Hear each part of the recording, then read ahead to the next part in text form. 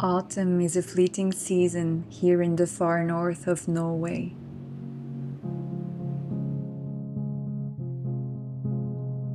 While back in Switzerland, where I come from, they're only starting to see the colors of autumn.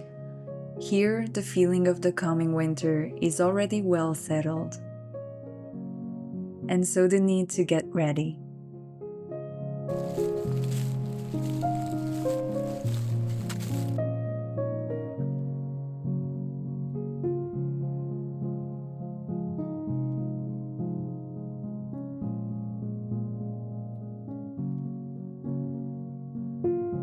Bounded to September, autumn is a fragile season in our corner of the Arctic.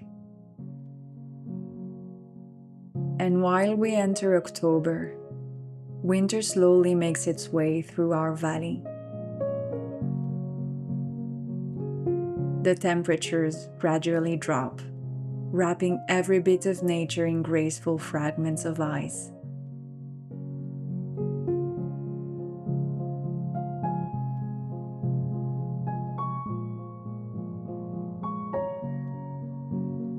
But that's hardly anything compared to the minus 20 Celsius degrees that we will be encountering in the heart of winter here.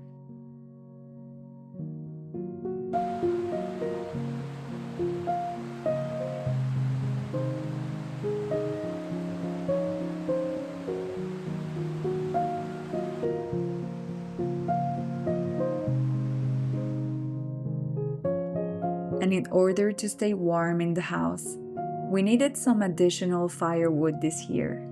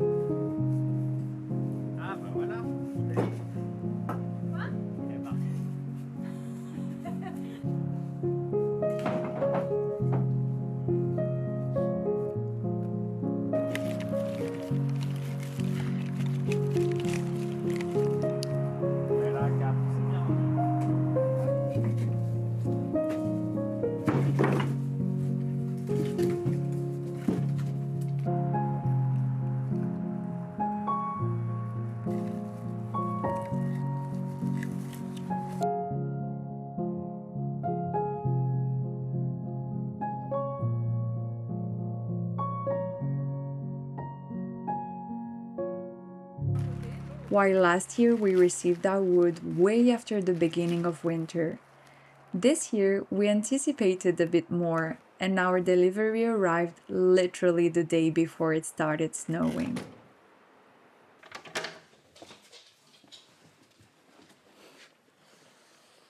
The first snowfalls here are so magical, and I love seeing our little world become a wonderland.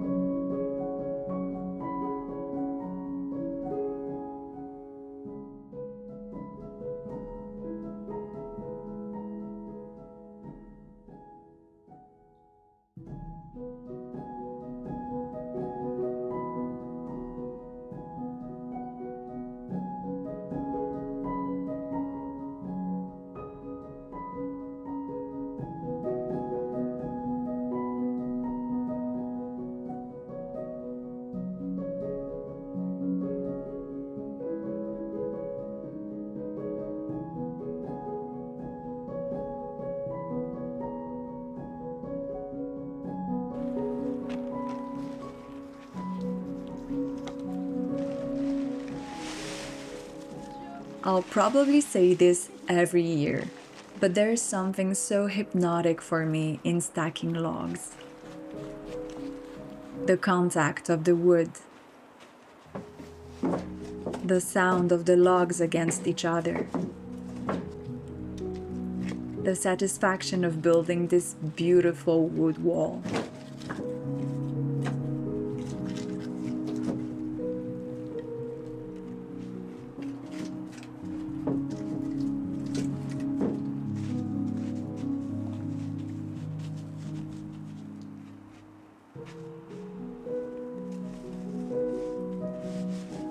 It all creates a perfect, paradoxical balance between presence and wonder.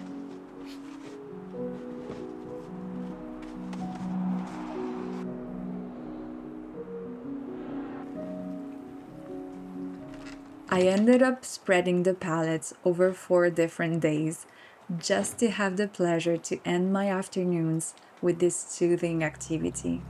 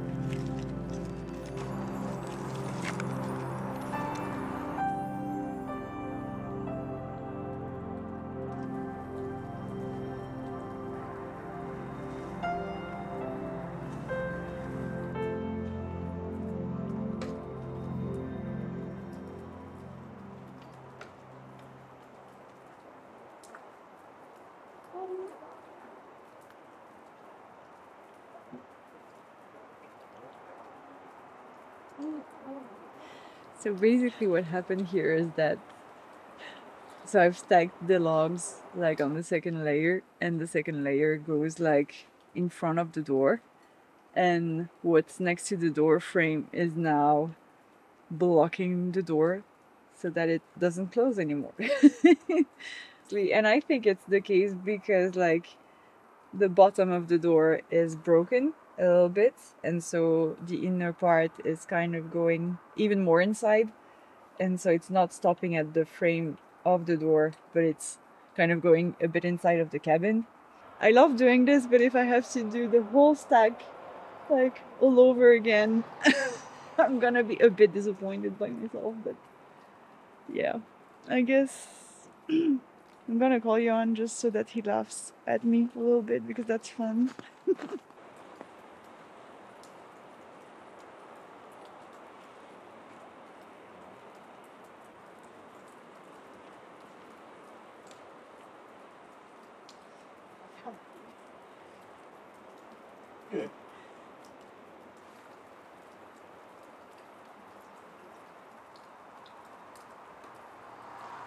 So there was a log here that we replaced by this one that was too bumpy in the side, and now it seems that the only thing that is really blocking is the fact that the door is broken here, and so that is kind of going too much inside of the cabin.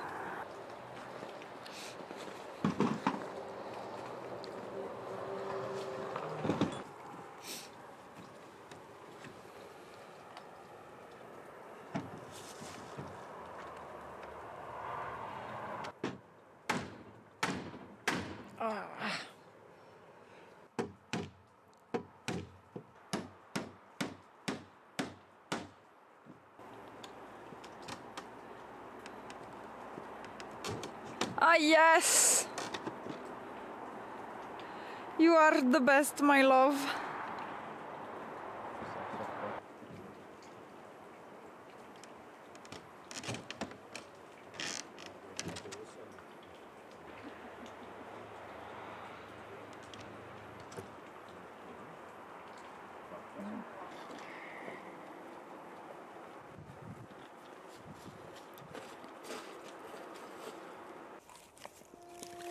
I eventually got to the end of it by a wonderful frosty morning.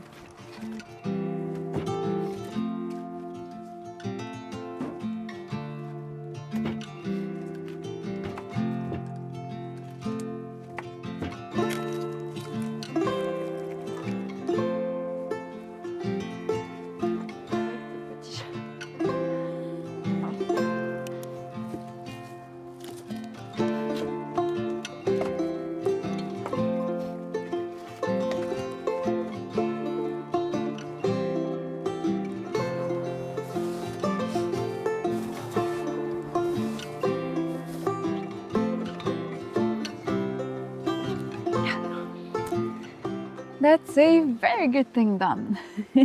So many of you know that we're in the process of buying this house that we're living in right now. And so we kind of took a leap of faith that we'll be able to close the deal kind of soon by ordering all of this. But yeah, I think it's gonna be fine, and we're gonna be able to use all of that during this winter, or at least part of it. As you've understood, like, I love doing this, but at the same time it made me kind of feel, I don't know, disconnected somehow, and just too privileged, I guess, of having, like, I just had to make a phone call, pay with my phone without even knowing the person, and I got all of this delivered to my house without having to cut any single tree. And yeah, it just made me reflect on how far we grew from understanding and creating the things that we need to sustain our lifestyle and our modern ways of living, I guess.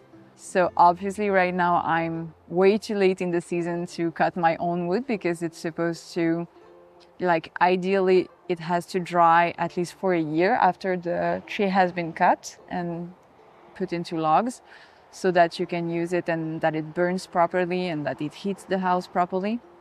So now we're in the middle of October, so that's way too late if I had to cut my wood for this winter. But I felt like I wanted to, I don't know, deserve it a little bit more, I guess. And so I wanted to take advantage of a situation we had here. So basically, next to our backyard waterfall that you've seen plenty of times in our videos, there is a power line that goes through the woods that I never show because I find it just obviously very ugly. Earlier last week, some lumberjacks came to clean the way, and so they cut some tree, and apparently they just leave the trunks and branches where they cut it. So I thought that I would take you with me and that it would be fun to just turn these trees into logs and probably give me a bit more of a merit feeling for burning all this wood this winter that I didn't work for, basically. So yeah, I think I'll just grab the tools and we'll get there.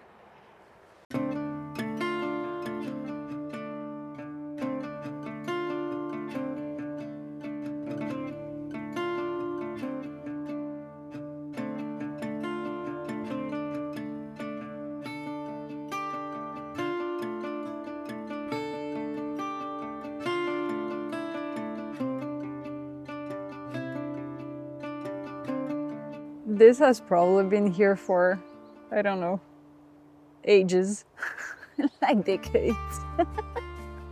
So yeah, I guess I'll carry my logs just by hand.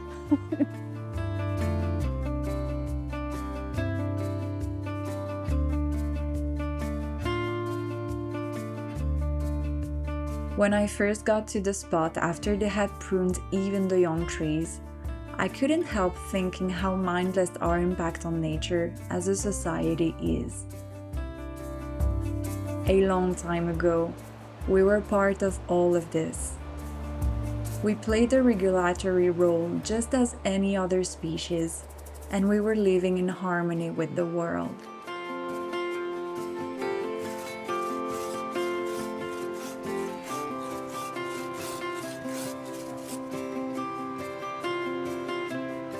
Then we started building walls. We started destroying our shared mother to replace it with concrete and so-called innovations. But the more we went down this road, the more we lost the meaning and purpose of it all. And most importantly, we lost the connection and awareness.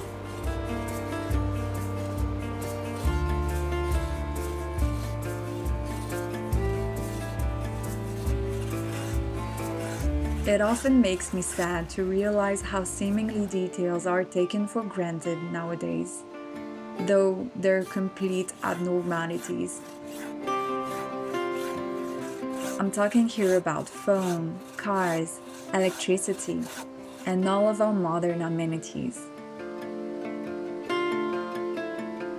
And even if I live a simpler life in the eyes of the majority, I still feel like a fraud for relying so much on all of these that keep disconnecting us from the soil that saw us born and that will welcome us back in the end.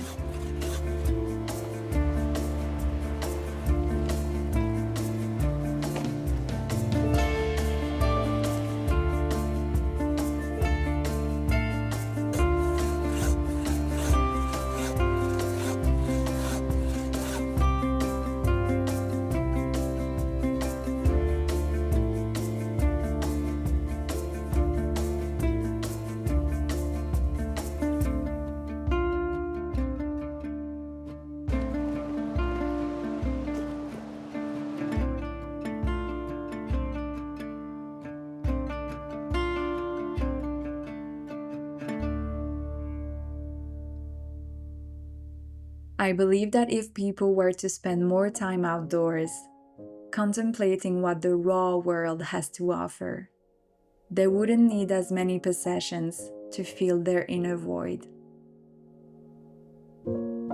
They wouldn't be spreading so much hate and anger. And they would just realize that everything they need is there, within reach.